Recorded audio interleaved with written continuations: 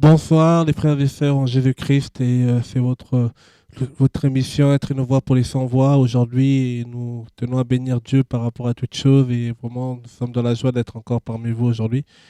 Que Dieu nous fait grâce encore d'être là vivant déjà, le souffle de vie et nous essayerons en tout cas par la grâce de Dieu de partager un thème qui nous tient à cœur ce soir et nous essayerons de voir tout cela par la grâce du Seigneur. Avant toute chose, nous allons remettre ce moment entre les mains de Dieu, que le Seigneur de gloire nous conduit en toutes choses, car nous ne savons rien faire sans lui. Et comme disait Moïse, que s'il n'est pas là, on ne veut rien faire. Et c'est pour cela que nous allons passer ce moment entre ses mains et prier que le Seigneur nous conduit par son esprit seul, au nom de Jésus. Père, merci pour ta grâce, Seigneur, merci pour ton amour, merci pour ta bonté ainsi que ta fidélité. Seigneur de gloire, tu ne changes pas et tu es un Dieu fidèle, Seigneur. Seigneur, nous ne savons pas parler sans toi et nous voulons vraiment par ton esprit, tu nous guides dans toutes choses.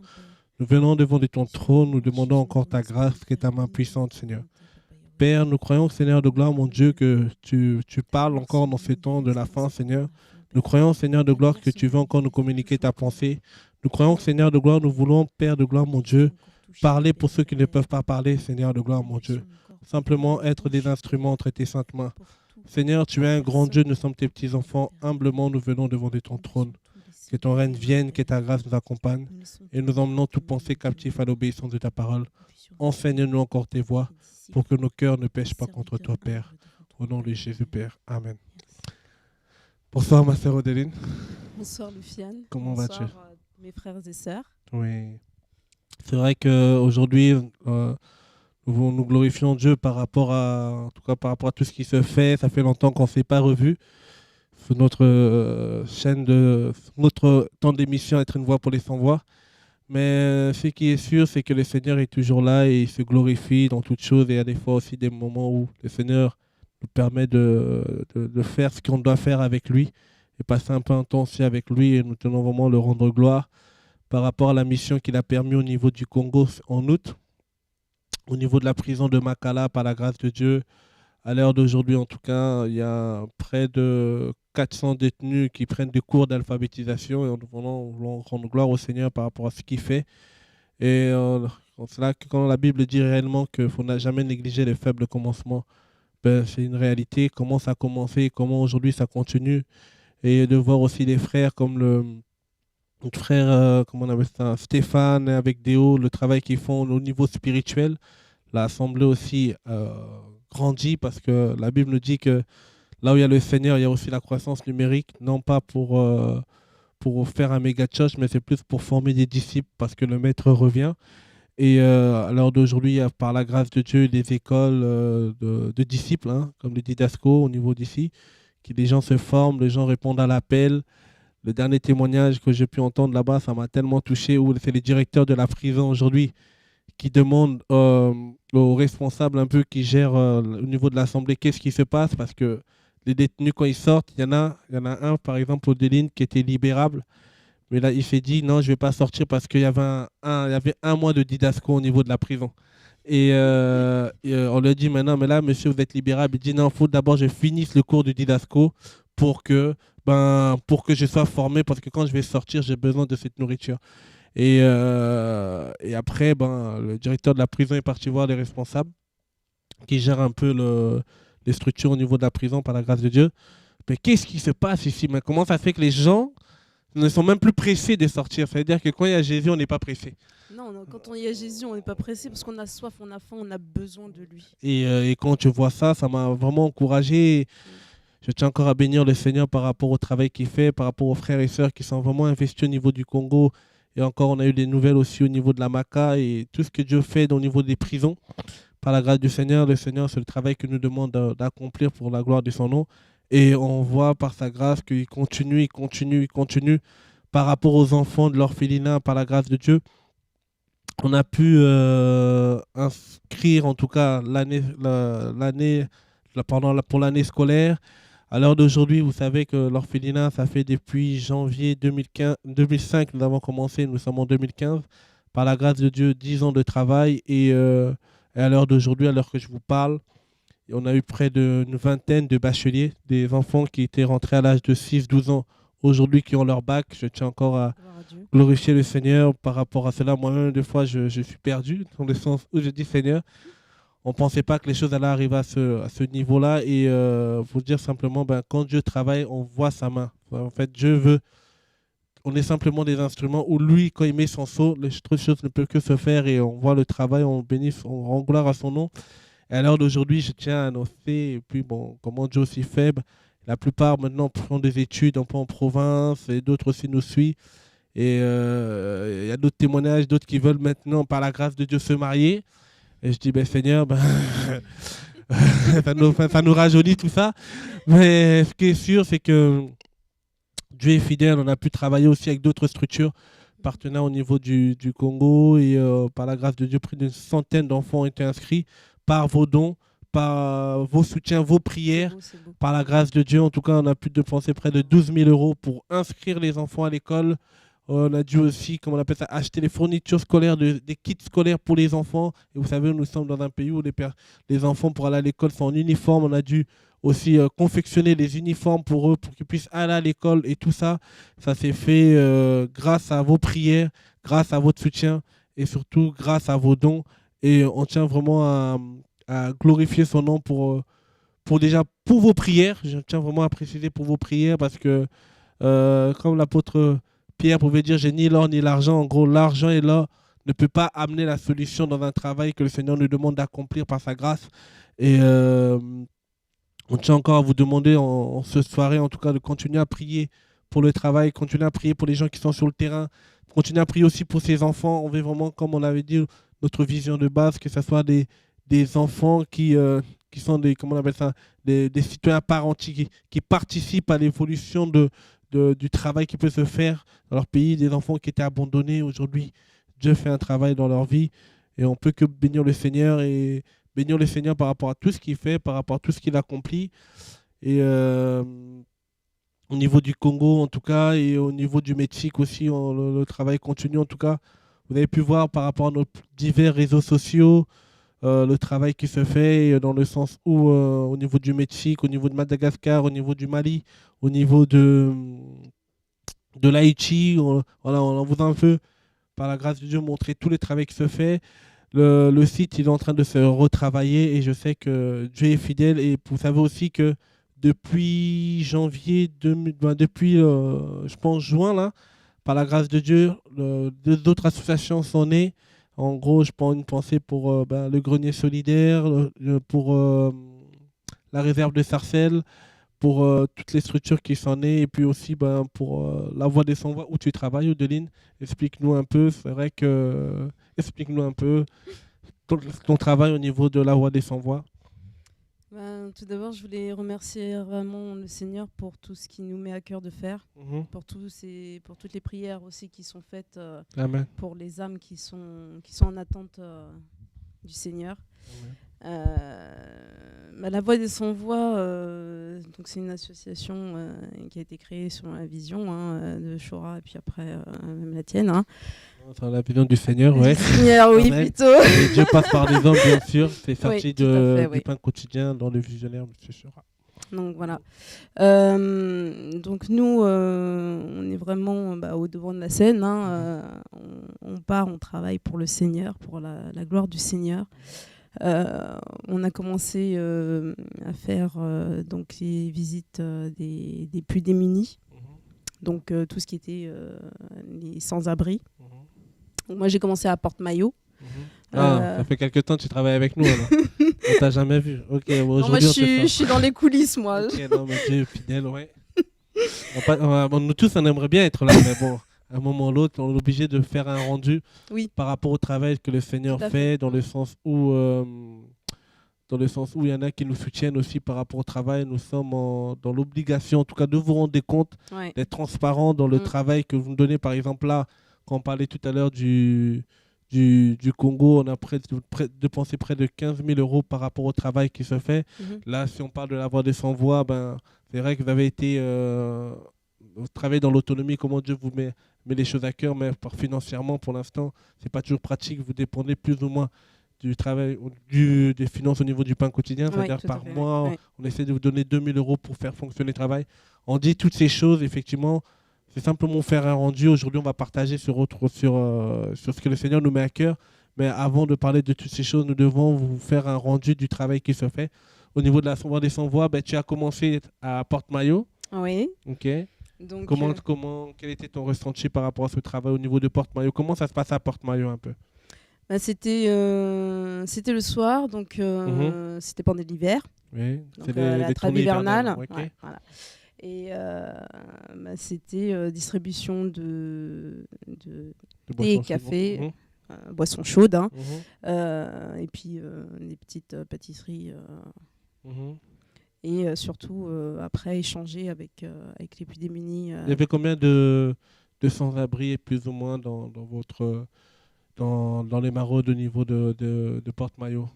Comment vous en rencontrez et avec combien vous partagez un peu la parole, aussi effectivement le vent qui a faim n'a point d'oreille, comme on dit. Ouais, il y avait au moins une cinquantaine, hein, de Mhm. personnes qui étaient présentes parce que bon, faut savoir qu'à Porte-Maillot, il y Mhm. avait un bus qui était à disposition pour les emmener. Mhm. Il faisait 2 tournées pour les emmener dans un endroit pour pouvoir dormir la nuit. Mhm. Donc il fallait qu'ils réservent, hein, au préalable. Mhm. Mais ça nous permettait aussi d'avoir un peu plus de concentration de personnes et puis de pouvoir parler, diffuser la parole aussi Amen. à ces personnes. C'est-à-dire que oui, effectivement, au niveau de Porte-Maillot, il y avait les tournées des bus, hein, Ouais. de réseau un peu des associations qui existent au niveau de Paris. Et ça faisait trois enlèvements des sans-abri pour les emmener dans les héberges d'urgence, c'est ça, non? Oui, Les les avoir besoin. 115, et Ouais. en gros, vous tournez à peu près les week-ends, à peu près de 150, 200 sans-abri. Oui, oui. Ok. Et après, ça a évolué. Après, sur quel terrain tu as travaillé? Après, j'ai eu une petite coupure quand même. Mhm, oui. T'es enceinte, hein. Ok. Mais donc après, on a commencé, parce que le Seigneur nous a mis à cœur à Corbeil, Ok. à la gare de Corbeil. Donc pareil, distribution de boissons chaudes Mhm, au niveau des sans-abri à Corbeil. mhm, Et c'est vrai qu'on avait vraiment à cœur et qu'on a toujours à cœur de pouvoir bouger, mhm, de ne pas rester dans un endroit fixe. mhm. Tout ça pourquoi? Parce que il faut qu'on soit comme le Seigneur. Le Amen. Seigneur, il n'était pas dans un truc fixe, hein, Mhm, il est toujours sorti, il n'était pas dans les bâtiments, il est mhm, toujours sorti à l'encontre des personnes. mhm. Et on est des serviteurs du Seigneur, on est des serviteurs de Jésus, donc on doit faire la même chose. Amen. C'est-à-dire, comme ça a évolué, c'est-à-dire que vous n'êtes pas resté à Corbeil, alors où vous en êtes? Où vous êtes? Ah, Quel est maintenant le on bouge terrain là. sur lequel le Seigneur vous emmène à l'heure d'aujourd'hui? Maintenant on bouge. Ok, Donc en ce moment on fait des visites dans les hôpitaux. ok, amen. Donc alors, je dis les hôpitaux, c'est Corbeil. Ok, amen. L'hôpital, l'immense hôpital sud-francilien, Mhm, le centre hospitalier, amen. dans le service des AVC Mhm, et dans le service cardiologie. mhm. Et c'est vrai qu'on voit la main du Seigneur parce que Amen, c'est fou comme le Seigneur dispose les cœurs, amen. dans le sens où les personnes, la plupart des personnes qu'on côtoie, elles n'acceptent pas, elles ne veulent pas nous parler, Mhm. mais le Seigneur dispose des cœurs Amen, réellement. Ouais, amen. ouais. C'est-à-dire que le début, c'est pas toujours facile, Ah mais, non, ils veulent pas. Ils disent tout de ok. suite non, on veut pas parler. Mais Dieu se glorifie toujours. Aïe. Et alors, apparemment, j'ai pu voir dans les réseaux sociaux que vous commencez aussi à aller à Calais. Oui, Calais, oui, oui. Ok. Quel est un peu ton ressenti par rapport à Calais? Qu'est-ce qui se passe à Calais? C'est quoi Calais? Explique un peu. Bah, Aux- Calais, aux- c'est un camp. Bon, tout le monde.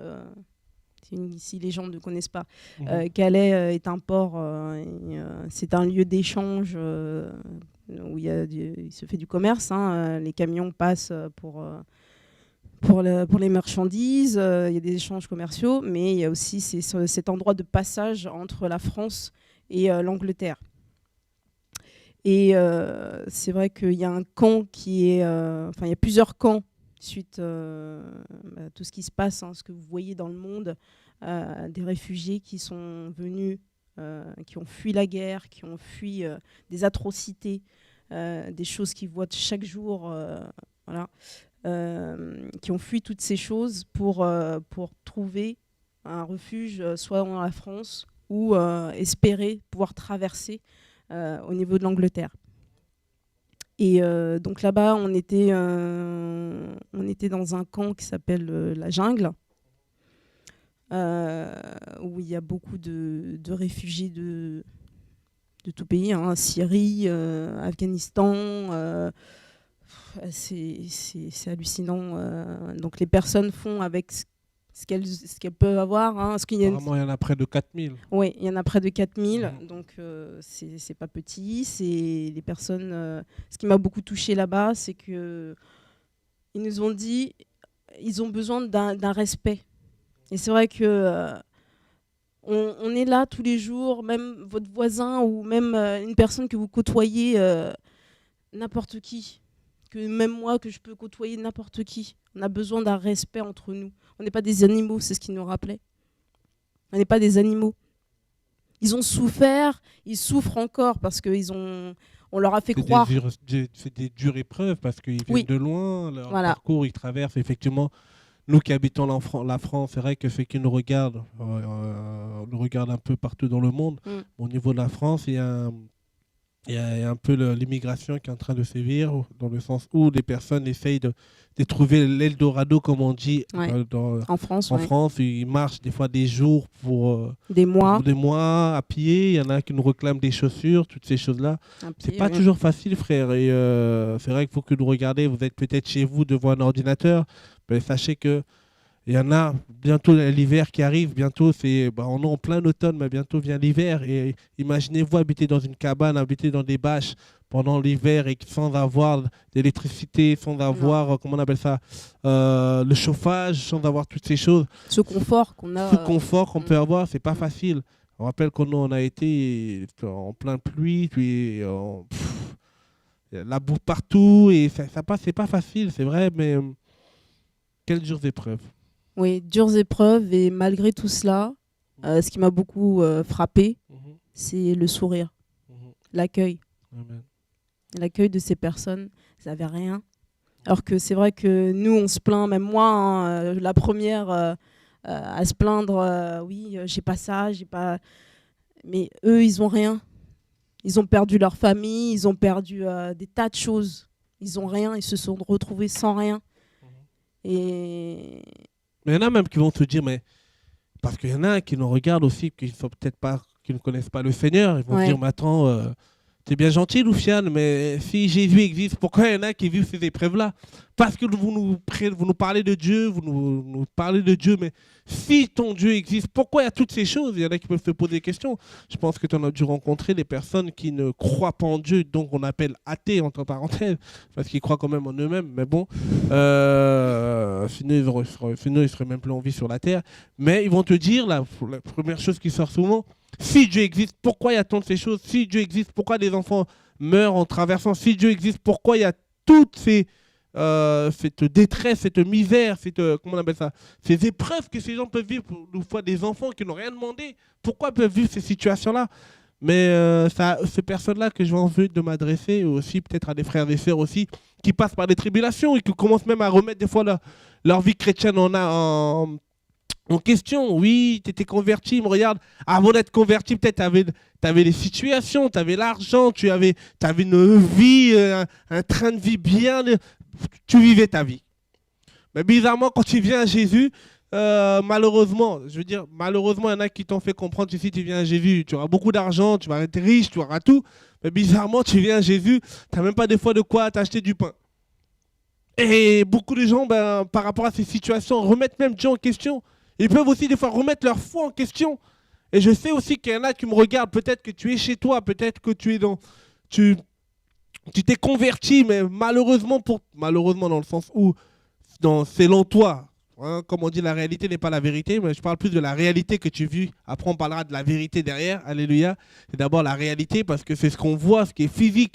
Ces gens-là qui dorment dehors, c'est physique. Et parmi eux aussi, il y a des chrétiens, c'est physique, qui vivent des dures épreuves. Mais pourquoi? En fait, aujourd'hui, j'ai envie de dire le but des épreuves. Hein, j'ai envie un peu de partager dessus pour dire que pourquoi ces épreuves? Qu'est-ce qu'ils ont fait, ces gens-là, pour vivre cela? Qu'est-ce que peut-être les chrétiens ils ont fait? Toi-même qui me regardes, qu'est-ce que tu as fait pour vivre ce que tu es en train de vivre? Peut-être qu'avant l'émission, tu voulais même dire, bon, si c'est comme ça, moi, je laisse tomber. Avant l'émission, peut-être tu pouvais te dire si c'est comme ça, moi franchement, la vie chrétienne, vous êtes bien gentil, je change mon portable, ouais. Laissez-moi tranquille, gardez votre Jésus, laissez-moi tranquille. De toute façon, depuis ma grand-mère, mon arrière-mère m'a toujours dit Jésus revenez, alors laissez-moi tranquille jusqu'à aujourd'hui. Hein? Et ma grand-mère est partie, Jésus n'est jamais revenu. Mais laisse-moi te dire, si Dieu permet les épreuves, c'est pour un but. Il ne permet pas les épreuves pour te détruire, mais il veut nous emmener quelque part. Et regardez, prenons la parole dans Proverbes. Le but des épreuves. C'est ça qu'on a envie de parler. Et puis à la fin, on regardera la vidéo du Congo par rapport à la mission qui s'est passée, par la grâce de Dieu. À la fin de l'émission, si tu peux lire, s'il te plaît. Proverbe 16, à partir du verset 4. Yahweh a fait toutes choses pour lui-même, et même le méchant pour le jour de l'affliction. Ok. L'Éternel a fait toutes choses pour lui-même, et même les méchants pour le jour du malheur. Et dans d'autres versions, nous explique que Dieu fait toutes choses pour un but. Ça veut dire que Dieu permet les choses, non pas pour, comment on appelle ça, en fait, il n'est jamais surpris. Les migrants à Calais, il n'est pas surpris. Le monde va mal, il n'est pas surpris. Les sans-abri, il n'est pas surpris. Des prisonniers à Makala, les bons qui étaient là, qui n'avaient rien fait, mais qui s'est retrouvés à Makala ou à Fleury, peu importe. Il n'est pas surpris. Il sait ce qu'il fait. Et il dit, il fait toutes choses pour un but. Pourquoi? Pourquoi Dieu permet que des gens qui le connaissent, par exemple, là, si on veut parler de Calais, il y a quelqu'un qu'on a dû voir, Zimako, qui, par la grâce de Dieu, essaie de faire un travail au niveau des camps des réfugiés. Il connaît Dieu. Il vient du Nigeria, il connaît Dieu, il a vécu ce qu'il a vécu, mais il se retrouve dans cette situation. Il s'est retrouvé à traverser pour arriver quitter le Nigeria, pour arriver jusqu'en France. Et en France, il vit dans une cabane. Et des fois, ces gens-là, si tu leur poses des questions, parce que pour traverser, c'est qu'ils avaient de l'argent. On sait que la traversée, ce n'est pas gratuitement qu'ils vont aller prendre le bateau. Ils vont aller voir les passeurs. Et les passeurs, ils vont leur donner toutes leurs économies. Ça veut dire qu'ils vont, comment on appelle ça? Ils avaient une vie, une situation, mais ils vont se retrouver dans des épreuves pour essayer de s'en sortir. Mais ces épreuves-là, des fois, peuvent être tellement haut pour eux, ils peuvent vouloir remettre Dieu en question. Je me rappelle, Zimak, celui qui est au niveau de Calais, nous disait avec le frère Paul, là-bas, il nous disait, mais j'ai failli, avant que vous y arriviez, abandonner. Parce que tellement j'avais des épreuves qui commençaient même, j'avais besoin de prière. Et ce que j'avais beaucoup apprécié au niveau de Calais, Audeline, c'est que c'est pas tant, effectivement, les habits qu'ils cherchent. Parce que les habits, ils en ont. Ouais. C'est pas tant l'argent qu'ils cherchent, parce que l'argent, ils peuvent en avoir. Parce qu'effectivement, ceux qui traversent, je peux vous dire, s'ils le traversent, s'ils se sont déplacés, c'est qu'ils avaient des moyens. Parce que s'ils n'avaient pas les moyens, ils n'allaient pas avoir les passeurs pour traverser. C'est-à-dire que s'ils n'avaient pas les moyens, ils allaient rester. Et vous allez voir que des fois, ils ont fait beaucoup de tentatives pour essayer de traverser. Des fois, ils ont été arrêtés à la frontière, refoulés dans leur pays d'origine, toutes ces choses-là. Mais ils ont tout traversé, mais les épreuves sont toujours là. Et pourtant, ils prient.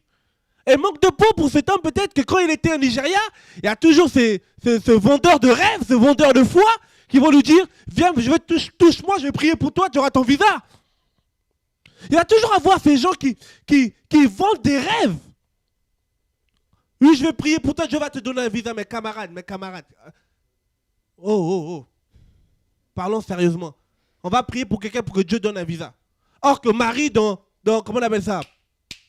Dans Matthieu 2, quand les mages sont venus lui donner, l'or, elle n'avait même pas eu besoin de prier. Dans le sens où Dieu fait toutes choses, il sait pourquoi il le fait. Si tu es agréable à Dieu, Dieu va permettre que, comme il le dit dans Ecclésiaste 2, va donner le soin aux païens d'amasser pour les justes. Pensez que Dieu il est limité par le temps ou par les circonstances. Jamais, frère. Il sait pourquoi il permet les épreuves. Il sait pourquoi il permet tes épreuves. Et on le verra aujourd'hui par la grâce de Dieu. Parce que je peux vous assurer. Tu sais, tout à l'heure, quand je venais, j'étais en train de penser, je me disais, Seigneur, des fois on a prié pour des gens de l'île. On a soutenu des gens. On soutient toujours, on se comprend. Ouais. Mais on s'est dit, on pensait qu'on était Jésus. Ah non, merci Seigneur. on a pensé qu'on était toi, mais finalement, aujourd'hui, on revient à nous-mêmes. Ouais. Alléluia. Amen. On pensait qu'on était plus d'amour que Jésus lui-même. Alors on est or que Dieu permettait les épreuves à ces personnes, mais nous on voulait les sortir dans ces épreuves, or que c'est Dieu qui permet. Ouais. Et il dit, il fait toutes choses pour un but. Camarade, tu as envie de travailler dans le social, restons à notre place. Alléluia. C'est pas, nous n'allons pas éradiquer la misère du monde parce que même Jésus disait aux apôtres, laissez les quand Judas à un moment là, il a commencé à vouloir mentir à Jésus dans le sens où, oui, pourquoi Marie elle est en train de verser le parfum de grand prix à tes pieds. Attendez Seigneur, maintenant il y a les pauvres, il y a le pain quotidien qui est là, mais il faut qu'on vende ces parfums, qu'on donne ça l'argent au pain quotidien. Comme ça le pain quotidien va les donner ça aux pauvres. Mais camarade, le pain quotidien n'a pas le monopole de l'amour. Et loin de là. Mais il faut que le pain quotidien soit dans l'esprit pour savoir comment travailler avec Dieu. Par quoi? Parce qu'en fait, le Seigneur voulait faire comprendre à Judas, arrête de te mentir à toi-même. Dieu peut permettre des épreuves dans la vie de quelqu'un, il ne faut pas essayer de les sortir dedans. En fait, Judas, il voulait te faire comprendre à Dieu, non mais Dieu, tu vois, il faut qu'on gère cet argent, non. Effectivement, il faut qu'on soit dans l'esprit, c'est mieux. Qu'est-ce que Dieu attend? Dieu peut permettre des détresses dans la vie des personnes. Quand il disait à la femme, il disait à Judas, mais il y aura toujours les pauvres parmi vous. Mais il a même dit dans Deutéronome, il y aura toujours des pauvres parmi vous. Mais il ne faut jamais oublier, ça ne veut pas dire que nous ne devons plus évangéliser. Ça ne veut pas dire que nous ne devons plus aller vers les migrants de Calais. Mais ça veut simplement dire être dans l'esprit. Qui je dois soutenir au temps opportun de Dieu? Parce qu'il fait toutes choses pour un but. S'il est en train d'éprouver quelqu'un parce qu'il veut l'emmener quelque part, n'arrêtons pas le processus de Dieu. Ne soyons pas de ceux qui tendent toujours les mouchoirs aux gens. En fait, on commence même à pleurer avec la personne. Comme on voit un peu malheureusement dans nos pays, en Afrique, quand il y a un deuil, les gars, il va pleurer plus que même les gens de la famille. Tu te poses même la question, est-ce qu'ils connaissaient la personne ou pas? Il crie, tu te demandes, mais tu le connaissais? Non, mais j'ai vu l'autre pleurer, je pleure seulement. Oh non, on ne pleure pas pour pleurer, c'est-à-dire qu'à un moment ou l'autre. Là, le Seigneur, les détresses, Dieu peut permettre des détresses dans la vie des gens, c'est parce qu'il veut leur enseigner quelque chose. Nous devons être dans l'esprit, dans le travail que nous voulons faire, pour ne pas être dans l'activisme, pour ne pas être en fait, pensant être les sauveurs du monde. Nous devons être à notre place. Et c'est vrai qu'à Calais, par exemple, il y a 4000 migrants. Je le crois, dans les 4000 migrants, Dieu permet des personnes où Dieu permet qu'ils vivent à Calais. Amen. Parce qu'ici, ils ne sont pas à Calais, camarades. Tu ne peux pas les approcher. Non, c'est tout à fait ça. Tu vois ce que je veux dire? Alors, ça veut dire quoi? Ça veut dire qu'il y a des gens où Dieu, ils ont tellement pleuré à Calais que maintenant Dieu va faire comprendre, non, maintenant c'est le temps, j'envoie mes enfants pour te sortir de Calais. Alléluia. Mais nous devons être dans l'esprit, savoir quelle est la volonté de Dieu. Pourquoi Dieu permet les épreuves dans la vie d'un homme? Pourquoi Dieu comment on appelle ça? Permet les épreuves dans la vie de ceux qui sont à Calais? Pourquoi Dieu permet les épreuves dans la vie de ceux qui sont en prison? Dans la vie de ceux qui sont presque sous le bout de la mort, en fin de vie? C'est parce qu'il veut simplement pour une chose. Regardez, on a parlé des hôpitaux, prenons Jean, j'aime trop cette histoire, Odéline, dans Jean 9. Ah, Dieu sait pourquoi il permet les choses, ma soeur, je t'assure. Sinon, là, j'ai compris que non, si quelqu'un est en train de pleurer, des fois, il va demander à Seigneur pourquoi il pleure. Si quelqu'un est en train de galérer, passe par des épreuves dures. Au lieu d'embêter Dieu, Seigneur, donne. Oh, frère, sœur, on a vu. Non, c'est pas qu'on a dit, on a vu. De vouloir sauver tout le monde. Des gens qui sont là, Seigneur, je ne suis pas marié, Seigneur, je n'ai pas d'argent, Seigneur. Mais quand Dieu donne, va voir si tu vas encore voir la personne. Pourquoi? Parce que Dieu connaissait les cœurs des gens. Alors Dieu, des fois, permet des épreuves pour épurer les gens. Vous voyez ce que je veux dire? Regardez, prenons Jean 9. Tu peux lire? À partir du verset 1. Comme Jésus passait, il vit un homme aveugle de naissance. Ok, on va s'arrêter là. Tu as déjà vu des aveugles dans ta vie, non? Ouais. Quand tu vois un aveugle, qu'est-ce que tu ressens dans ton cœur? Toi qui es mère aujourd'hui. Moi, j'ai beaucoup de peine parce qu'il ne voit pas ce que moi je vois. Tu ressens un fardeau dans ton cœur. Okay. Une lourdeur, ouais. Tu peux même des fois te poser des questions, Seigneur, pourquoi ça? Des fois, quand je vois des enfants, Je suis père de 3 enfants et aujourd'hui, quand je vois des enfants qui sont des fois trisomiques, des choses où des fois c'est pas facile pour les familles. Ouais. Je dis Seigneur, pourquoi, qui suis-je moi pour... Vous voyez ce que je veux dire, frère? Il y a des choses, c'est pas facile. Mais je sais une chose que Dieu, tant que nous ne sommes pas morts, il a quelque chose pour nous. Tant que tu n'es pas mort, Dieu a quelque chose pour nous. Et cette chose-là, elle est là. Tu peux le lire. Et ses disciples l'interrogèrent, disant, Maître, qui a péché? Celui-ci, ou son père, ou sa mère, pour qu'il soit né aveugle? Jésus répondit, Ni celui-ci, ni son père, ni sa mère n'ont péché. Mais c'est afin que les œuvres de Dieu soient manifestées en lui. Il faut que je fasse, tandis qu'il est jour, les œuvres de celui qui m'a envoyé. Il faut que je fasse, tandis qu'il fait jour, les œuvres de celui qui m'a envoyé. Il n'a pas dit je dois faire mes œuvres. Vous voyez ce que je veux dire? Aujourd'hui, en fait, on veut faire nos œuvres à nous. On veut faire notre business. On veut faire nos associations. On veut faire notre empire familial. Et c'est là qu'il n'y a pas le réel résultat que Dieu attend. Or que si nous voulons faire des choses pour la gloire du Seigneur, par sa grâce, il nous dira qu'est-ce que nous devons, les actes que nous allons poser, va toujours porter les fruits parce que Dieu est derrière. Il faut que je fasse l'œuvre de celui qui m'a envoyé. Et on continue. La nuit vient où personne ne peut travailler. Oh, la nuit vient. Les vraies détresses arrivent, frères et sœurs. Pour cela que quand nous voulons poser des actes pour le Seigneur, c'est pour que le nom du Seigneur soit glorifié. Et il va le dire, on peut continuer. Pendant que je suis dans le monde, je suis la lumière du monde. Ayant dit ces paroles, il cracha à terre et fit de la boue avec sa salive et mit de cette boue sur les yeux de l'aveugle. Et il lui dit, va et lave-toi au réservoir de Siloé, nom qui veut dire envoyé. Il y alla donc, se lava et s'en retourna voyant clair. Non, oui, on continue. Or ses voisins et ceux qui auparavant l'avaient connu comme mendiant disaient, n'est-ce pas celui qui était assis et qui mendiait? Non, ça veut dire quoi? Ça veut dire que toi qui es dans les épreuves, quand Dieu va se glorifier dans ta vie, non, tu vas changer. Alléluia. Amen. On a dit quoi? On a dit qu'il était aveugle et mendiant.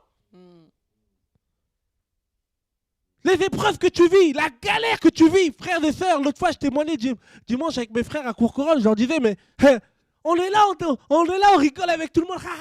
Mais tu ne sais pas ce que des fois, des galères que Dieu peut permettre. Alléluia. Amen. Et à un moment, j'ai témoigné, Dieu a fait grâce dans ma vie sur une situation. Vous savez, il fait toujours grâce d'une situation, mais il va te rattraper quelque part. Alléluia. Il va vouloir que tu redescends à terre un peu. Alléluia. C'est là qu'il promet les épreuves pour te faire redescendre un peu à terre. J'étais là, j'ai témoigné, Seigneur, merci, tu as donné des diplômes alors qu'on n'avait rien. Tu as glorifié ton nom. Mais Odéline, après, il a fermé. Mais quand il ferme en France, on a Madame Pôle emploi. Monsieur Pôle emploi qui est là, qui te dit t'as pas besoin de la foi, chaque mois ça va tomber. Alors Dieu et pendant qu'on est là, là-haut, il y en a un gars qui a quelqu'un qui embête le Seigneur, on lui dit faisons comprendre, en gros, il fait semblant de t'adorer parce que tu as ça. Il fait semblant de ça parce qu'il a ça. Alors Dieu va permettre les épreuves pour voir ton cœur. Alléluia. Il va permettre les épreuves. Tu peux même dormir dehors. C'est pas que tu as péché. C'est que Dieu le permet pour un temps pour te voir réellement qui tu es. Alléluia, Seigneur. Oh non, Kama, laisse tomber, on a tout vu. Aujourd'hui, je dis même, il n'y a plus rien qui impressionne. Si ce n'est que Jésus revient, là, on sera vraiment impressionné. Alléluia. Amen. Mais pour l'instant, il faut laisser tomber. Oh Seigneur. Non, Dieu va dire, il connaît le cœur. Je vais Loufiane, le travail. Pam! On était là, on travaillait, il y avait l'épicerie, tout. Le Seigneur nous demande d'avoir une discipline, de ne pas commencer à dire aux gens, d'aller prendre toujours là où le Seigneur nous demande de travailler pour son œuvre. Mais j'arrive à un moment, je suis même parti voir le visionnaire, je dis, mais même pour l'emploi, il y avait plus sec. Ma soeur, sec. Pourtant, tu as crié, Seigneur, alléluia, merci Seigneur. Et puis là, tu es là maintenant, Seigneur, mais qu'est-ce que j'ai fait?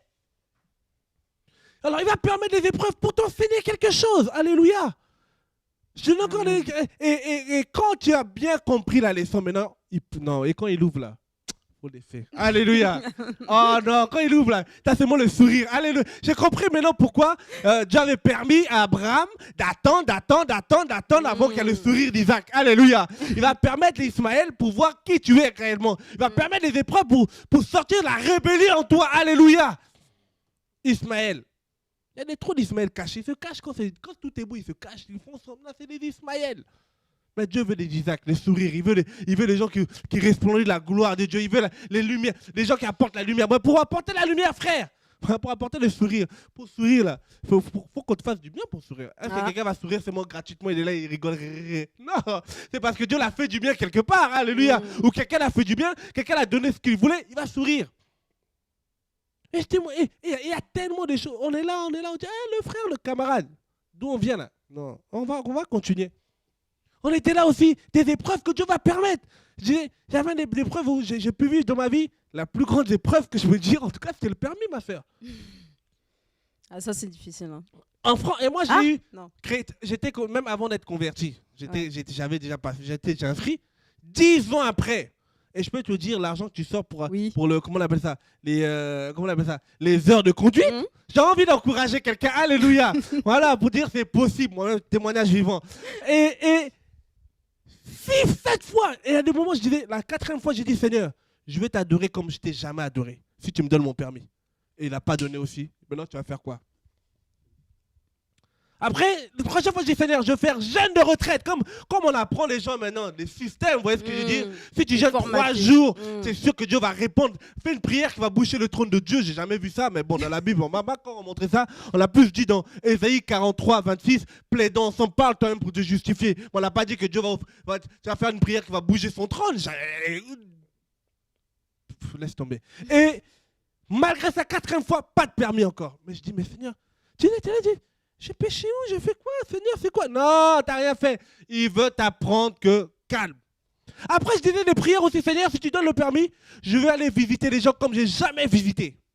Oh Seigneur, je me réponds parce que depuis qu'on a le permis, c'est quand on n'avait pas le permis, on faisait encore plus de visites que quand on a le permis. Pour dire que Dieu connaît nos cœurs, frère. Être vrai devant Dieu parce qu'il sait qui tu es. Il permet les épreuves simplement pour te briser, enlever ce qu'il y a de faux en toi. Mais maintenant, voulons-nous rester dans le travail que Dieu peut entreprendre avec nous, dans nos vies? Il permet les épreuves parce qu'il veut glorifier son nom. Et franchement, quand j'ai dit, Seigneur, que tu donnes pas, que ton nom soit glorifié. Amen. Et là, ça sort. Et même quand on m'a dit, je me rappelle ce jour-là, j'ai même calé, c'était compliqué, mais on a quand même donné pour dire quoi? Dieu permet les épreuves pour te faire grandir avec lui. Dieu permet les épreuves pour voir toi-même, en fait. Parce que si on te dit, tu vas dire que le frère veut me... Vous voyez ce que je dis? Oh, le pasteur m'en veut, ou le responsable m'en veut, ou le frère il est contre moi, ou le frère il est... Non, c'est pas le frère n'a rien fait, la soeur n'a rien fait. C'est Dieu lui-même qui est au contrôle. Alléluia. C'est pour ça qu'il va dire, il va dire quoi? Il va dire que, par rapport à Jonas, il va dire que il a permis ces choses pour glorifier son nom. Qui a envie d'être un témoignage de Dieu? T'as envie d'être un témoignage de Dieu ou pas? Ah oui. Mais qu'est-ce qu'on n'aime pas le sacrifice? Qu'est-ce qu'on n'aime pas les épreuves? Là, t'as pas dit ah oui. Tu vois ce que je veux dire? Les épreuves que Dieu lui-même permet. Et il te fait passer par là parce qu'il a envie de nous enseigner, frères et sœurs. Je sais que tu passes par des épreuves dures, frère. Laisse-moi te dire que Dieu est bon. Il n'abandonne pas les siens. Il n'oublie pas les siens. Il dit que ceux qui sont en lui, regardez, prenons Jean... Psaume 34. Tu peux prendre Psaume 34? Il y en a qui souffrent, il y en a qui galèrent, il y en a qu'on va visiter. Mais frère, Dieu aussi permet qu'ils passent par les épreuves. N'allons pas comme des super-héros. Non, allons avec l'esprit. Seigneur, qu'est-ce que tu veux par rapport à cette personne qui est en face de moi? Par rapport à les épreuves que tu permets, qu'est-ce que tu veux? Qu'est-ce que tu veux l'enseigner? Comme ça, on sera efficace, on ne sera pas des psychologues spirituel où on fait l'entraide, mais on sera des gens qui sont dans l'esprit. Parce que Dieu n'oublie jamais les siens. Alléluia.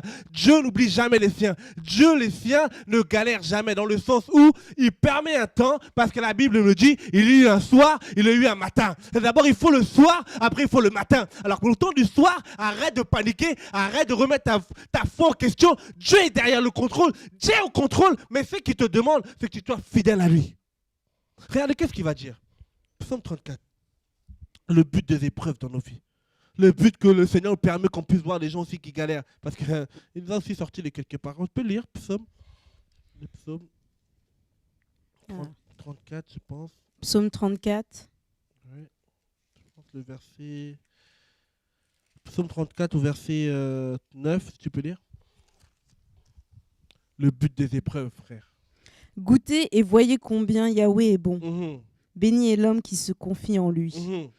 Craignez Yahweh, vous ses saints, car rien ne manque à ceux qui le craignent. Ah, non. Rien ne manque à ceux qui vont à l'église. Bâtiment, le local. Non, c'est pas ce qui est écrit. Hein. Rien ne manque aux pasteurs. Parce que tout le monde veut s'improviser pasteur. Ils veulent... Vous voyez ce que je veux dire? Non, c'est pas ce qui est écrit. Rien ne manque aux prédicateurs. Non. Moi, le jour que je vais prêcher à TV de vie, vous voyez ce que je veux dire? Non, mais vous voyez ce que je veux dire? Et là, rien ne me manquera. Non, c'est ça ou pas? Il dit quoi? C'est pas ça. Il dit quoi? Non. Rien à ceux qui manquent. À ceux qui me craignent. La crainte de Dieu, c'est notre force, frère. Amen. Dans les épreuves que tu es en train de vivre, s'il te plaît, crains Dieu. Ne tombe pas dans le compromis. Dans les épreuves que Dieu permet que tu vives, s'il te plaît, ne trompe pas dans la compromission. Dans les épreuves que Dieu permet que tu n'aies pas d'enfant, s'il te plaît, ne fais pas l'erreur de prendre Agar. Après, jusqu'à aujourd'hui, nous sommes en train d'en pâtir de ces actes qu'il a posés. Dans les épreuves que Dieu permet dans ta vie, s'il te plaît, reste droit avec Dieu. Parce que je sais une chose, Dieu n'oublie jamais les siens. Alléluia. Amen. Et comme l'a dit dans Jean 9, il permet toutes choses pour se glorifier. C'est que tu es en train de vivre, sache-le qu'il veut se glorifier, le Seigneur de gloire. Il veut glorifier son Saint-Nom. Son nom est tellement blasphémé, son nom est tellement dénigré à cause de vendeurs de rêves. Ils n'ont même plus de qualification. Quand je voyais des reportages des gens comment on appelle ça, qui étaient dans la crainte de Dieu, mais ils perdent la crainte à cause d'une petite élévation que Dieu permet. Parce que Dieu le dit, c'est que le craint ne manqueront de rien. Mais encore faut-il, quand il nous donne, nous restons dans l'alignement avec Dieu. Encore faut-il, quand il nous bénit, quand il nous fait grâce, nous restons encore dans la crainte de Dieu. Encore faut-il, quand il ouvre des portes, que les épaules ne montent pas et qu'il bouge les oreilles.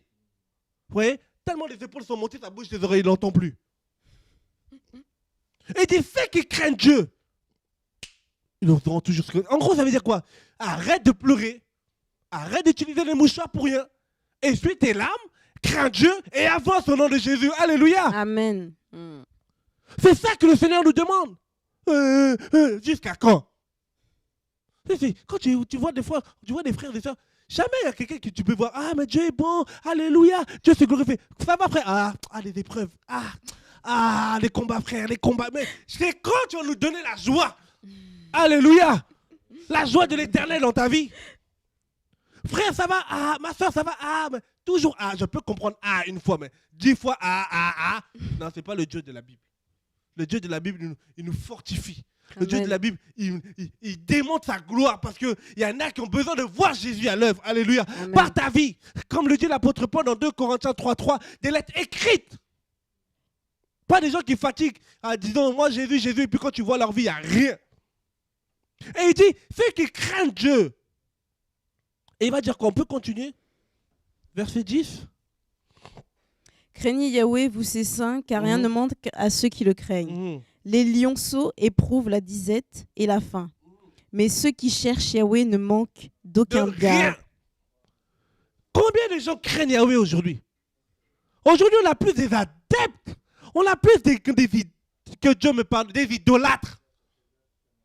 Malgré qu'ils voient que les gens avec qui ils sont ne craignent pas Dieu, mais ça, là, moi je les connais depuis qu'on est convertis. Camarade, tu t'es converti quand tu as commencé la foi chrétienne, quand Jésus t'a touché pour de vrai, c'était pourquoi? C'était pour la crainte de son nom, son amour, ou c'était pour être dans le copinage avec les uns et les autres? Malgré que les gens vivent délibérément dans le péché.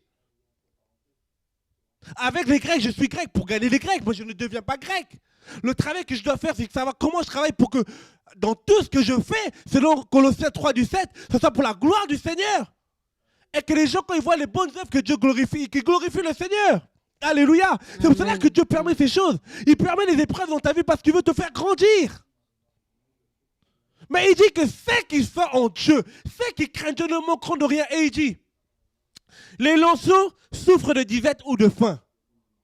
Frère, on connaît c'est qui le lion. Le lion, c'est comment on appelle ça, le lion, comment on appelle ça là, le roi de la forêt. Mais il souffre de faim, de disette, c'est-à-dire son enfant. Mais ceux qui sont à Dieu ne manqueront de rien. C'est pour cela que j'ai compris par là, je ne dois pas m'apitoyer sur le sort de gens sans que Dieu ne m'a rien dit sur la personne. Si Dieu ne me dit pas comment je dois aider, c'est pour ça qu'on va dire non, mais le frère il est sans amour. Non, on n'est plus sans amour. En fait, on applique la parole selon Ésaïe 23:3, si je ne me trompe pas. Celui qui est ferme dans ses sentiments, Dieu assure. Là, on peut le prendre. Le but des épreuves de Dieu. C'est Ésaïe 26:3, si je ne me trompe pas. 3 ou 6. Quand je donne des versets, j'aime toujours vérifier. Il dit quoi? 26.3. Ouais. Tu gardes dans la paix, celui dont les desseins s'appuient sur toi parce qu'il se confie en toi. Ok.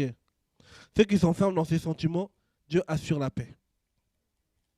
C'est-à-dire que ceux qui se confient en Dieu, ceux qui sont en Dieu, ceux qui font confiance en Dieu, c'est-à-dire que parce qu'ils craignent Dieu, parce qu'ils savent que tout ce que Dieu permet, comme on l'a dit dans Proverbe 16, Dieu est au contrôle de tout. Et la Bible dit dans Romains 8, tout concourt bien aux ceux qui aiment Dieu.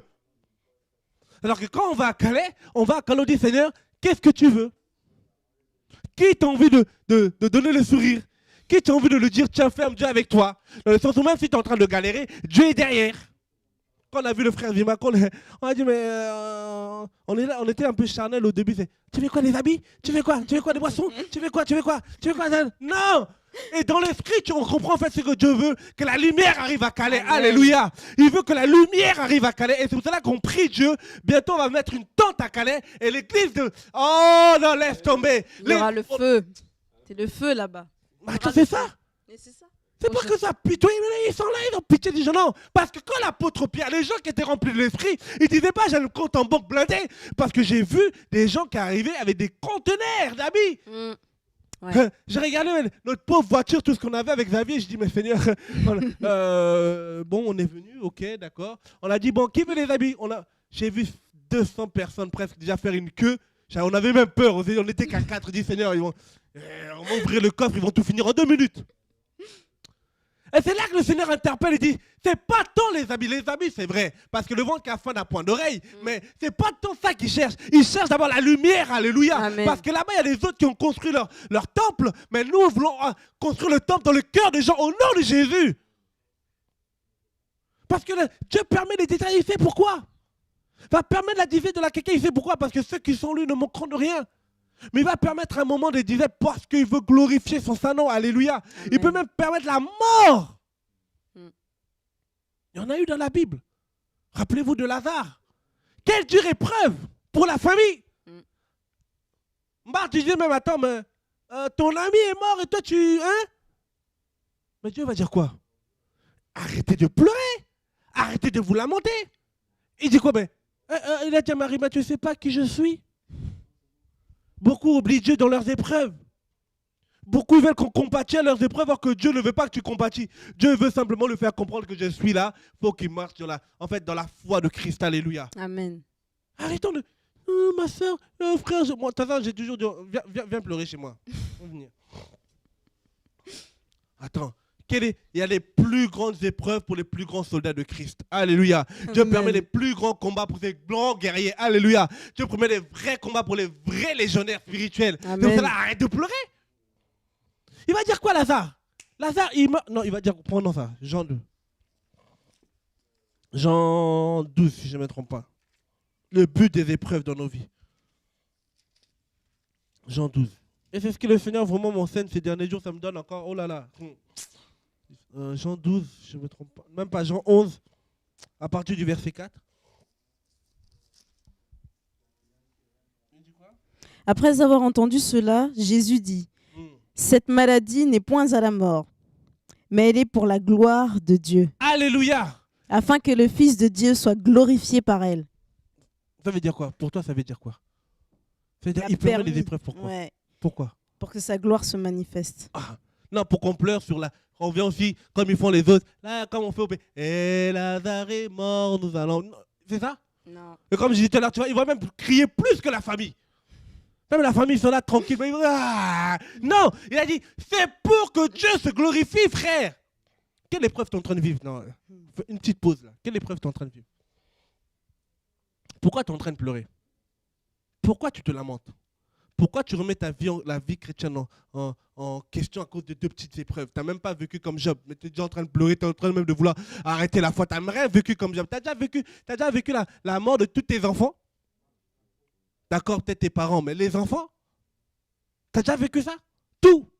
D'un coup? Parce que quand je vois la vie de Job, je dis Seigneur, pardon, on va rester humble, hein? Arrêtons de nous lamenter parce que j'ai encore rien vécu avec Dieu. Le gars, il a tout ce qu'il a vécu, mais il a toujours eu la foi en Dieu. C'est-à-dire, ça nous fait comprendre que Dieu a permis des dures épreuves à Job, mais Job avait toujours le sourire. dans le sens où il avait toujours la foi en Dieu. Il savait qu'il avait cru. Je suis combattu. Frère, je suis combattu. C'est quand tu vas dire, Seigneur, merci pour les combats. Au nom de Jésus, alléluia. Il criait même, les combats venaient. Parce que plus vous venez, plus je vais encore fort en Christ, alléluia. Amen. Plus les épreuves bousculent, plus... Non. Comment veux-tu avoir une vie de prière si tu n'as pas de combat? Comment veux-tu avoir une vie de prière si tu n'as pas d'épreuves? Comment veux-tu avoir une vie de sanctification, de crainte de Dieu si les épreuves-là ne viennent pas dans ta vie? Arrête de pleurer. Si tu as un mouchoir à côté, essuie tes larmes. Passe une autre vision. Vois loin. Parce que si Moïse, celui qui avait beaucoup d'argent, il vivait bien, il est parti prendre l'eau propre parce qu'il savait ce qui l'attendait derrière. Alléluia. Amen. Si tu marches dans la crainte de Dieu, c'est pas pour faire voir Odeline. Tu sais, Odeline, moi je suis très fin. Oh là là, je suis ouh. Oh, tu me vois, dès que tu m'approches, tu peux même tomber. Tu vois ce que je veux dire? Non, c'est pas pour ça. Je ne crains pas Dieu pour t'impressionner. On craint Dieu parce qu'on a envie d'aller au ciel. On craint Dieu parce qu'on sait qu'il revient bientôt, que tu le veuilles ou pas. Et même s'il ne revient pas, madame, la mort peut te frapper à n'importe quel instant. Même si la technologie elle a avancé, il ne va pas t'envoyer un WhatsApp en te disant demain je vais te chercher à telle heure. Vous voyez ce que je veux dire? Il peut arriver à n'importe quel instant. C'est-à-dire que même si Jésus n'est pas revenu, toi, tu peux partir à n'importe quel instant. Reprends la crainte de Dieu dans ta vie. C'est pas facile, c'est vrai. Personne n'est Robocop. Mais ce qui est sûr, c'est possible avec Jésus. Alléluia. Amen. Il permet des épreuves pour glorifier son Saint-Nom. Alors, c'est que tu es mort dans ta vie. Non. Là, le Seigneur va dire qu'à un moment, il va dire quoi? Lazare. Tes problèmes, Dieu va l'appeler par son nom. Tes épreuves, Dieu l'appelle. Il connaît par cœur les épreuves que tu vis. Tu crois que Job, il savait ce que Dieu disait de lui là-haut? Tu crois qu'il savait tous les témoignages que Dieu disait de lui là-haut? Mais la réalité n'est pas la vérité, frère. C'est que la réalité que tu es en train de vivre, ce n'est pas la vérité de ce que Dieu pense de toi. Arrête de vouloir vivre une réalité où tout baigne. Les gens disent bien de toi, et tu es tout content, et tu es tellement heureux. Vous voyez ce que je veux dire? Non. Cherche à voir le témoignage de Christ. Qu'est-ce que Dieu pense de toi? Parce que Dieu châtie toujours ce qu'il aime. Alléluia. Et il permet les épreuves, c'est parce qu'il veut glorifier son Saint-Nom, frères et sœurs. Quelles sont les épreuves que tu vis? Pourquoi tu veux t'arrêter en cours de route? Oui, mais les autres n'ont pas réussi. Est-ce que moi je vais réussir? Et puis la vie chrétienne, c'est trop dur. Et puis, toujours des puis. Mais quand tu vas dire, Seigneur, je te donne ma vie. C'est peut-être dur. Mais même les gens dans le monde, c'est dur pour eux. Mais je préfère être dur avec toi que dur sans toi. Parce que sans toi, c'est l'enfer. Avec toi, c'est la vie éternelle. Et si même là, si comme le disait Blaise Pascal, même si le paradis n'existait pas, au moment je serais dans un monde neutre et je n'irai pas en enfer, parce qu'après la mort vient le jugement. Et c'est dans Hébreux 9, 27. Alors tu dois savoir ce que tu veux, frère et sœurs. Et maintenant, quand Dieu nous fait grâce dans nos vies, parce qu'il nous sort dans des épreuves, parce qu'il veut qu'on soit un témoignage vivant de lui, malheureusement, au drill, beaucoup se perdent. Oui, malheureusement, oui. Dieu, ils oublient même d'où ils viennent. Alors que le monde nous fait comprendre, pour aller loin, il faut toujours regarder d'où tu viens. Pour ça que Dieu permet les épreuves, pour toujours regarder d'où on vient. Moi, je le témoigne. Tu peux dire tout ce que tu veux. Mais je sais quand je me suis converti, les galères que j'ai eues avec le Seigneur. Ou même on te disait genre touriste spirituel. Des épreuves, les gens soi-disant spirituels te disent, Odeline, touriste spirituel. Tu dis, que tu es sincère avec Dieu. Alors des épreuves même avec des frères et sœurs. On va dire, non, mais t'es bébé dans la foi, moi. Dieu permet les épreuves. Si c'est comme ça, non, moi, je ne viens plus. Moi, il y a plein d'amour. Moi, je ne vois plus tel frère. J'étais mon camarade. Si Jésus avait éteint son portable à l'époque, on ne serait plus là. Sinon, Jérémie 33.3, là, n'aurait pas fonctionné. Invoque-moi, je te répondrai, je te montrerai des choses que tu connais. C'est parce que Dieu est toujours à l'écoute. Alors, dans tes épreuves, ne lâche pas Dieu, continue dans la crainte de Dieu. Il y a quelque chose qui arrive de bon au nom de Jésus. Mais maintenant, quand Dieu commence à glorifier son nom dans nos vies, manque de peau, beaucoup déroute. À l'instar de Salomon, plus Dieu a commencé à donner, son cœur aussi a commencé à s'éloigner. Rappelez-vous, il va commencer à prendre la reine de Séba, il va commencer à aller prendre d'autres divinités parce que Dieu l'avait richement béni. Et d'autres aussi, si Dieu se glorifie, ils vont dire non mais vraiment, c'est moi. En fait, ils ont oublié la vision. On parlait tout à l'heure le but des épreuves. Le but, on symbolise le but sur bien utiliser son temps. Dieu peut permettre des épreuves, mais tu dois rester dans le temps de Dieu. Alléluia. Amen. Pas sortir du plan de Dieu. Et dans les épreuves, Dieu veut simplement se glorifier. Frère, combien de gens aujourd'hui gâche le nom du Seigneur. Mais Dieu veut qualifier des personnes. Dans les épreuves qu'on peut passer dans la vie, même dans la vie de tous les jours, quand tu passes un examen, des épreuves, des examens, c'est pour avoir une note, c'est pour aller de supérieur. Or que la Bible dit que le Seigneur, c'est de gloire en gloire, de victoire en victoire, de succès en succès. Mais pourquoi tu t'es arrêté en cours de route? Tu as oublié les épreuves sur lesquelles Dieu t'a fait passer? Tu as oublié la grâce que Dieu t'a fait passer hier? Les problèmes, les situations. Mais aujourd'hui, on est plus là en train de témoigner, mais dans la vie, ça ne suit plus. Ça ne suit plus. En fait, Dieu commence à nous faire grâce, mais on oublie Dieu. On oublie le but des épreuves, c'est pour t'emmener d'abord à rester au pied du Maître. Peu importe ce qui va glorifier ton nom derrière, mais tu vas toujours le craindre. Tu dis, Seigneur, ta grâce. Et quand il y en a un, quand tu sens que sa main commence à partir parce que tu as posé des actes qui ne leur ont pas gloire, frère, tu dois revenir à Jésus. Alléluia. Amen. Dieu permet les épreuves pour nous aider à être humbles. Dieu nous permet les épreuves pour nous aider à toujours, peu importe ce qu'il peut faire demain, parce qu'il t'a tellement brisé. Non, camarade, il t'a tellement chicoté, tu veux dire non. Tu regardes quand tu dis, Seigneur, non, revenir en arrière, pardon. Petit à petit, je vais te suivre. Je vais te suivre. Parce qu'on a envie d'aller quelque part avec Dieu. Il a dit que tout ce que nous faisons dans le tribunal de Christ, tout ce que nous faisons, ce n'est pas en vain en Christ. Pourquoi tu dois t'investir? Pourquoi tu dois craindre Dieu? Parce que ton maître revient, frères et sœurs. Tout est déjà en face de nous. Tout est là, tout est là, tout est là. Tout est là. Cherche à craindre Dieu au lieu de chercher à craindre les hommes. C'est une petite parenthèse que je veux ouvrir. Beaucoup craignent les hommes, mais respectent Dieu. Mais quand tu crains les hommes, tu respectes Dieu. Un jour, l'homme que tu crains, tu vas vouloir l'abattre. Mais alors, si tu fais le contraire, tu crains Dieu, tu respectes des hommes, peu importe ce que les hommes peuvent te faire, parce que tu crains Dieu, peu importe, tu feras comme David. Seigneur, à toi de faire. Mais on confond le travail. Or qu'on a oublié que hier, sur le chemin lequel le Seigneur nous a fait passer, hier, quand tu pleurais hier, je pouvais dire que j'avais pas, comment on appelle ça? En fait, on peut dire l'amour est mort hier, des situations de notre enfance, depuis que tu es né, le mépris qu'on a. En fait, des fois, il y a le sens inverse. Dieu permet des épreuves. Maintenant, les gens, quand ils arrivent à une situation avec Dieu, ben, ils commencent à mépriser les autres. Ils commencent à écraser les autres. Ils commencent à devenir des vrais chefs. Ils commencent à devenir des vrais... moi, quoi. Mais ils oublient que pourquoi Dieu l'avait permis les épreuves hier, c'était pour qu'ils restent à ses pieds, humbles.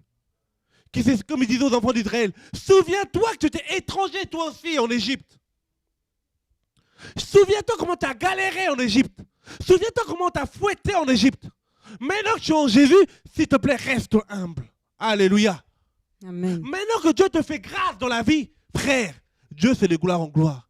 La petite gloire que tu as eue avec Dieu, s'il te plaît, ne t'arrête pas dessus. Continue avec Dieu. Alléluia. Il a prévu encore. Il dit de gloire en gloire, de succès en succès. La petite porte qu'il a ouverte, ne t'arrête pas dessus. Alléluia. Amen. Vois la finalité avec Dieu. Les objectifs, c'est ce que tu dois atteindre. Tu dois atteindre et la finalité, c'est sur le ciel. Les objectifs, les épreuves que Dieu permet que tu gagnes, c'est pour un but. Et on va voir ce dernier but que Dieu nous permet de nous faire grâce dans nos vies. On va le voir.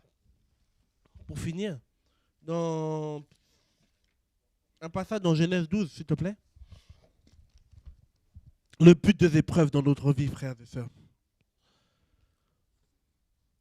Que tu sois prisonnier, que tu sois sans abri, que Dieu permette que tu regardes cette émission, que tu sois dans le fin fond de l'Amazonie, que tu vives des injustices, que tu n'avais rien fait, et que tu vives des galères pas possibles, que ce soit financièrement, peu importe. Et maintenant que Dieu t'a fait grâce, Dieu t'a fait du bien, Dieu t'a donné seulement un sourire. Et il va dire quoi? Dans Genèse 12, 2. Et je te ferai devenir une grande nation, et je te bénirai, je rendrai ton nom grand, et tu seras béni. Ok. Et après? Je bénirai ceux qui te béniront, et je maudirai ceux qui te maudiront. Tu peux lire dans 12 déjà 1? Or Yahweh avait dit à Abraham, va pour toi, hors de ta terre, de ta patrie, et de la maison de ton père, vers la terre que je te montrerai. Et je te ferai devenir une grande nation, et je te bénirai, je rendrai ton nom grand, et tu seras béni. Je bénirai ceux qui te béniront, et je maudirai ceux qui te maudiront. Ok. C'est-à-dire que Dieu permet que Abraham devient grand, non pas pour s'enorgueillir, mais il permet pour qu'il puisse aussi être une bénédiction pour les autres. Alléluia. Amen. Dieu t'a permis que tu vives. Dieu te fait grâce financièrement. Mais camarade, tu n'as pas impressionné quelqu'un parce que moi, si je ne donne pas mon argent, je suis partenaire du pain quotidien. Si je ne donne pas, ils ne vont pas. Camarade, tu peux le garder. Hein. Il te donne pour donner aux autres. Alléluia. Amen. C'est cela, même nous, quand Dieu nous permet d'avoir de l'argent, on dit quelles sont des associations qui travaillent dans la même vision que nous, le même objectif. On donne parce que la règle d'égalité doit s'imposer. Parce que c'est l'argent de Dieu. On est rien, frère. Il y a un homme qui disait la plus grande intelligence, la plus grande bénédiction, c'est de. Comment on appelle ça? On le sait déjà, notre maître est mort pour nous à la croix, mais un homme disait que c'est de communiquer ce qu'on a reçu aux autres. Alléluia. Amen. De ne pas chercher à être au sommet tout seul. Tu sais, les gens, en fait, ils aiment bien être au sommet tout seul. Il a oublié que Dieu l'avait béni pour les autres. Au sommet tout seul, camarade, tu risques d'avoir le vertige. Dieu te donne tellement, alors. Tu vas avoir le vertige. Alors, il faut savoir soutenir les autres pour que les autres arrivent au même niveau que toi. Alléluia. Amen. C'est ça que le maître il a fait. Il était dans son trône là-haut, mais il est descendu. Il s'est appauvri pour nous. Dieu ne te fait pas grâce pour montrer que tu es quelqu'un. Déjà, premièrement, tu es rien. Je suis rien. Moi ou sans moi, l'œuvre du Seigneur se fera. Mais il le permet pour te faire grandir avec lui. Pour que tu sois une source de bénédiction pour les autres. Mais combien le comprennent cela?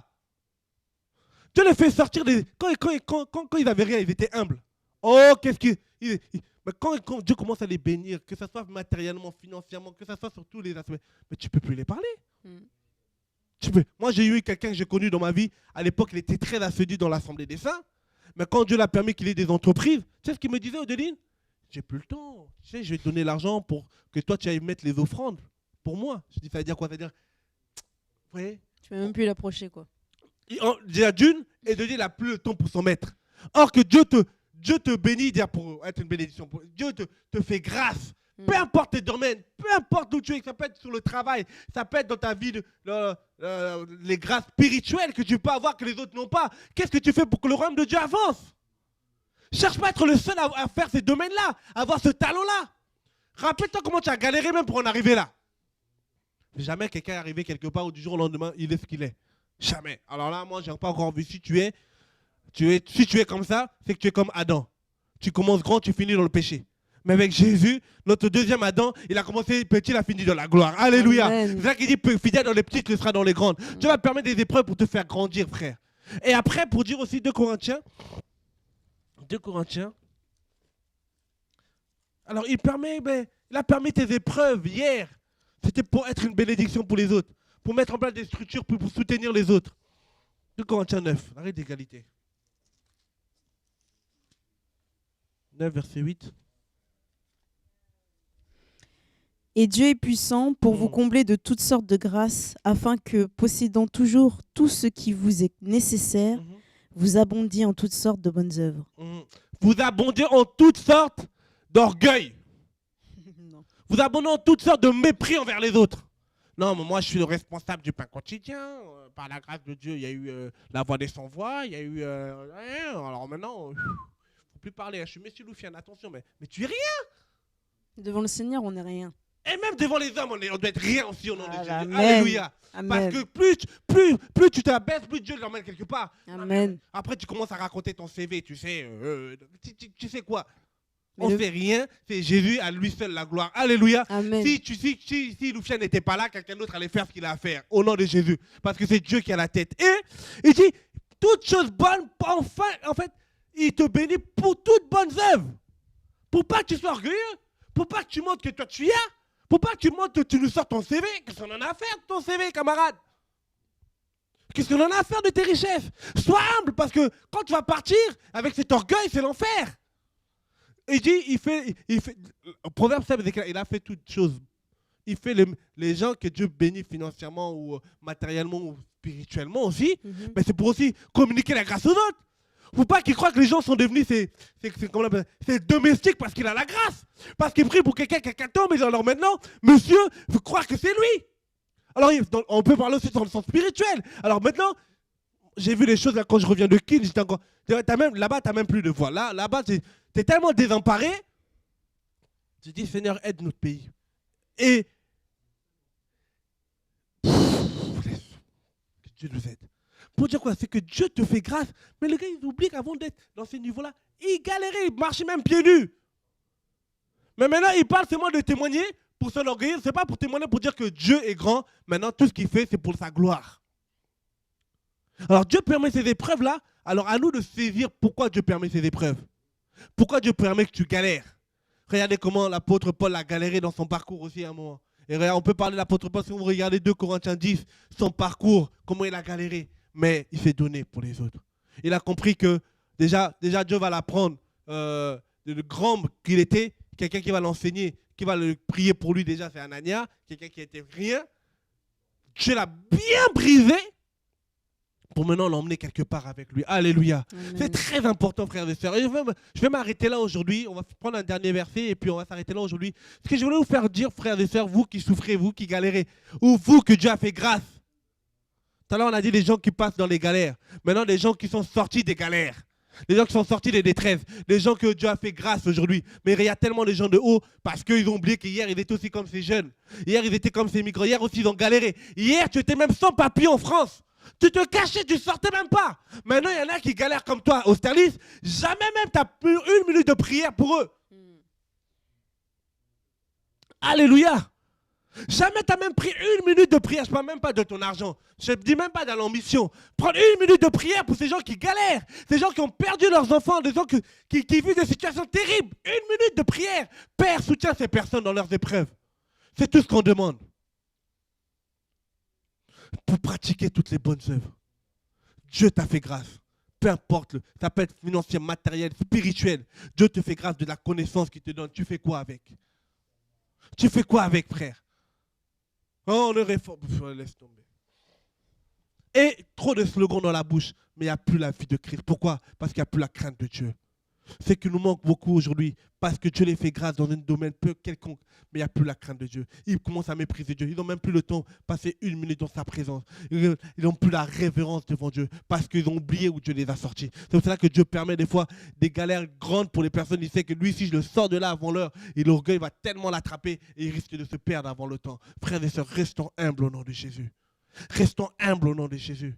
Restons humbles au nom de Jésus. Jésus revient bientôt. Il cherche des cœurs humbles pour le servir. Il cherche des gens. C'est pas facile, c'est vrai. Dans tout homme, l'orgueil peut nous attraper. Ça, c'est réel. Mais Dieu peut nous discipliner pour que nous soyons acceptés, peu importe ce qu'il a accompli dans nos vies, frères et sœurs. Nous ne sommes pas arrivés, nous sommes loin. Franchement, 4, 6 orphelinats, 7 orphelinats, allez, 200 abris que nous allons. Il y a quoi? Ça n'impressionne même pas Dieu dans tout ça. Restons humbles, craignons Dieu. Et s'il le permet, c'est parce qu'il veut que nous soyons le témoignage vivant de sa personne. La France a besoin de témoignages de Christ. La France, ils ont trop entendu, on a parlé trop de Jésus. Ils veulent voir Christ. Et Christ veut se glorifier dans les personnes. Lui, il est la tête, nous sommes son corps. Et en tant que son corps, nous devons réellement manifester la nature de Christ. Ça me fait mal comment de voir beaucoup ont très bien commencé avec Christ. Maintenant, ils bafouent la grâce de Dieu. Ils ne craignent même plus Dieu. Ils n'ont même plus de révérence envers Dieu parce que Dieu leur a fait grâce dans n'importe quel domaine. Frères et sœurs, il peut te donner, mais aussi il peut te reprendre à n'importe quel instant. Reste à tes pieds. Restons humbles, s'il vous plaît. Nous ne sommes pas arrivés. Le chemin est tellement long, frère. S'il ne revient pas là, c'est tellement long. Camarades, nous avons quoi? 33 ans? Il y a encore beaucoup de chemin à faire avec Dieu. Ce n'est pas facile. Je ne suis pas, comment on appelle ça? Nous-mêmes, par sa grâce, nous forçons jour après jour, frères et sœurs. Comment nous avons, que le premier amour demeure à chaque instant. Tu ne pouvais même plus, hier, quand même tu pouvais, aujourd'hui tu peux te permettre, tu étais en prière, le téléphone sonne, tu réponds, tu perds la révérence devant Dieu. On n'a plus ce temps en face à face avec Dieu. Parce que soi-disant, nous sommes devenus quelqu'un. Tu es rien, je suis rien. Oublie jamais là où Dieu t'a sorti, frère. Que Dieu nous aide, que Dieu m'aide. Le chemin, il est long. Comme on dit dans Ecclésiaste 7-8, la fin d'une chose vaut mieux que son commencement, frère et sœurs. Nous ne sommes pas arrivés. Malgré les témoignages que nous pouvons voir, frère, des fois je me dis, alors là, camarade, alors là, on n'est pas des has-been en parlant, on passe avec Dieu. Dieu, il avait fait. Non, Dieu fait, il avait fait, il fait et il fera. Mais si tu ne veux pas que Dieu s'arrête avec toi, commence à toujours parler au passé. Commence à croire que tu es arrivé. Commence à oublier toutes les épreuves qu'il avait permis pour t'apprendre l'humilité. Et tu l'as vite oublié. parce qu'il te fait grâce dans tel domaine, tel domaine.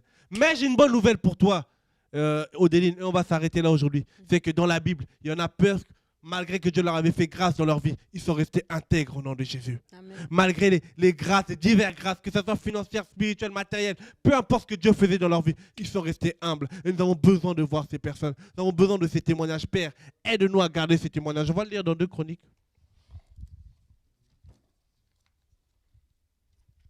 2 Chroniques 7. On va s'arrêter là.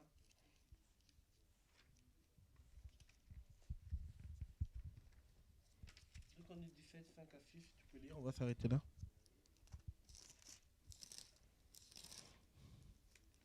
Le but des épreuves. N'oublie jamais là où Dieu t'a sorti. Pour aller loin avec Dieu, il faut toujours regarder d'où tu viens. Nous sommes rien, frères et sœurs. On va s'arrêter là. 2 Chroniques 17, 5 à 6. C'est bon, t'as trouvé? Bon, je vais lire. 2 Chroniques 17, 5 à 6. Je lis au nom de Jésus. Et l'Éternel a fermé le royaume de sa main. Et de tous Juda fut le présent à Josaphat. Et il est beau, et beaucoup de richesses et de gloire. Et il prit courage dans la voie de l'Éternel. Et de plus, il ôta de Juda le haut lieu des Achérais.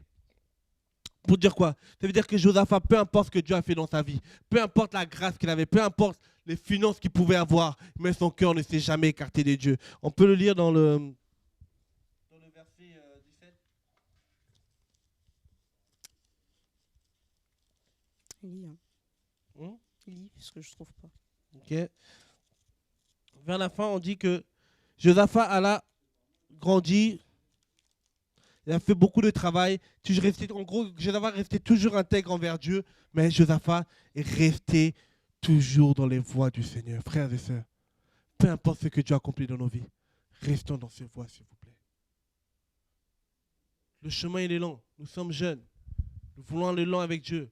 Peu importe ce que Dieu a fait avec toi hier, s'il te plaît, oublie jamais là où tu as sorti. Oublie jamais les épreuves dans lesquelles il t'a fait passer. Le Seigneur, s'il revient, nous partons. S'il ne revient pas, restons à ses pieds, frères et sœurs. Ne cherchons pas à détruire les autres pour... Vous voyez comme les tyrans de ce monde. Je détruis les uns les autres pour avoir le pouvoir, pour asseoir mon pouvoir, frère. Il n'y a rien à voir dans tout ça. Travaillons main dans la main. N'oublions jamais là où il t'a sorti. N'oublie jamais là où il t'a sorti. Tu es pasteur, peu importe qui tu es, peu importe ce que Dieu fait dans ta vie, tu es un missionnaire, Dieu se glorifie partout où tu passes, il y a les fruits. N'oublie jamais, c'est parce qu'il y a la main de Dieu. Nous sommes des instruments inutiles, frères et sœurs. Il glorifie toujours son nom et il fera toujours parce qu'il est le même hier, aujourd'hui, éternellement. Mais trouvera-nous-t-il encore dans le chemin? Trouvera-nous-t-il encore dans le chemin? Tu as la réponse. Si tu sens que ton cœur commence à s'éloigner de Dieu, reviens au Seigneur, s'il te plaît. Reviens au premier amour. Reviens à la crainte de son Saint-Nom. Reviens pourquoi Dieu avait mis sa confiance en toi? Parce qu'il avait trouvé ton cœur bon. Dieu aime tout le monde, mais il n'a pas confiance à tout le monde. Si tu as commencé à avoir la confiance du Seigneur dans ta vie, s'il te plaît, garde-le dans la crainte de son nom. La crainte de Dieu englobe beaucoup de choses derrière. Et je voulais parler à ceux qui sont dans les galères, dans les souffrances, dans les misères. Vous dormez dehors. Frère, j'ai une bonne nouvelle pour toi. Le Seigneur, le Maître, n'avait plus l'endroit où mettre sa tête. Nous n'avons encore rien fait avec Dieu, frères et sœurs. Il y a encore beaucoup de choses à accomplir avec Dieu, frères et sœurs. Restons à notre place, mais travaillons encore avec Dieu. Humblement et surtout, ce que je veux dire aujourd'hui, que la crainte de Dieu soit notre partage. Il permet les épreuves pour qu'on inspire à sa crainte. On inspire à sa crainte. Ne sois pas comme disait dans Genèse 11 là-bas, Aaron, t'arrêter à Aaron. Abraham voulait s'arrêter à Aaron. Aaron veut dire le lieu de petits fruits. Or que Dieu voulait le ramener à Canaan. Canaan, c'est là où coule le lait et le miel. Canaan, pour nous, notre Canaan aujourd'hui, c'est la Jérusalem céleste, frères et sœurs. Tant que tu n'es pas encore arrivé, tant que tu n'es pas encore à la Jérusalem céleste, en gros, tant que tu n'es pas encore mort, restons calmes. Restons à notre place. Demandons au Seigneur sa grâce, la crainte de son nom. Que sa crainte soit toujours notre partage. Et pour aller loin avec Dieu. Ce n'est pas facile, mais je le crois, au nom de Jésus, nous irons tous de l'avant. Comme le dit Jude 24, il est celui qui nous préserve de toute chute. Et je le crois que le Seigneur de gloire, par sa grâce, que ce soit toutes les structures qu'il a mis en place autour de cette vision, que ce soit les Dokimos, que ce soit Didasco, que ce soit TV de Vie, que ce soit nous-mêmes, la voix de sans voix, la réserve, le grenier, main dans la main. Et toutes les œuvres que le Seigneur met dans le monde, des gens qui craignent Dieu, qui essayent de glorifier le nom du Seigneur, main dans la main, que la crainte de Dieu demeure. Vous savez, à un moment ou l'autre, Élie il a cru qu'il était seul, mais Dieu l'a dit, je suis réservé un reste. Et j'ose croire que Dieu s'est réservé un reste. Et ce reste-là va partir à l'enlèvement au nom de Jésus-Christ de Nazareth. Et ce reste-là va tenir ferme au nom de Jésus-Christ de Nazareth. Et ce reste-là va marcher dans la crainte de Dieu au nom de Jésus-Christ de Nazareth. Et ce reste-là, comme Josaphat, vont marquer leur temps au nom de Jésus-Christ de Nazareth. Et ce reste-là vont jusqu'au bout au nom de Jésus.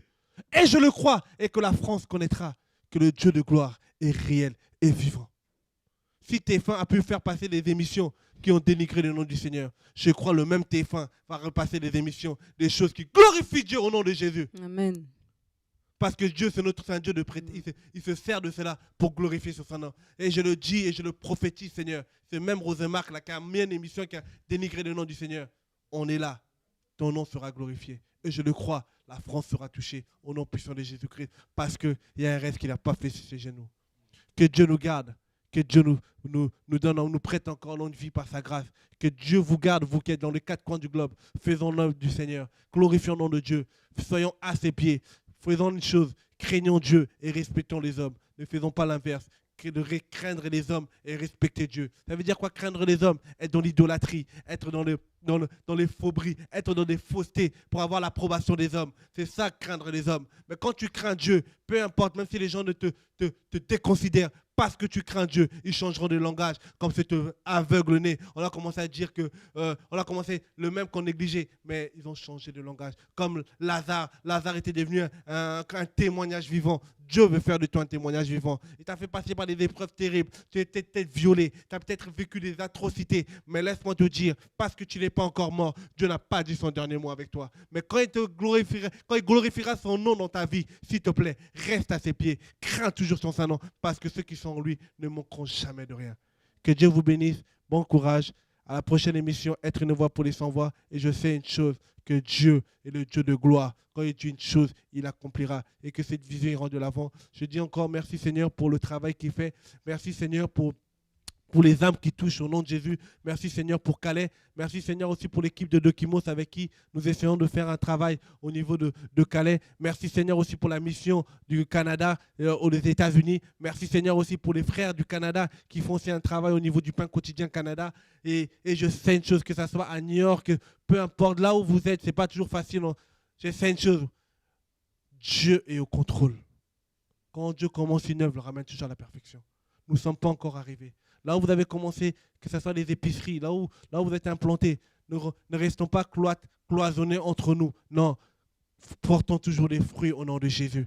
Là où vous êtes vous travaillez en prison, comme j'ai vu le travail au niveau de l'alphabétisation en prison, il y a eu beaucoup de cellules qui se sont mises en place, des églises de maison dans presque tous les pavillons. En totalise, quand ils font des cultes communs, une fois par mois, ils sont près de 800. Mais c'est ça Dieu. C'est ça, Dieu, ne pas chercher à fonder un empire. C'est pour cela qu'on a dit aux gens à arrêter de mettre pain quotidien quand vous mettez en place vos associations. Mettez vos noms que Dieu vous inspire. Nous pouvons travailler dans l'unité. Ce n'est pas qu'on nous divise, c'est que vous faites ce que le Seigneur vous met à cœur. Mais tant que la crainte de Dieu et qu'il n'y a pas d'ambition personnelle derrière, nous marchons ensemble au nom puissant de Jésus-Christ. Que Dieu nous aide. Bon courage. À bientôt.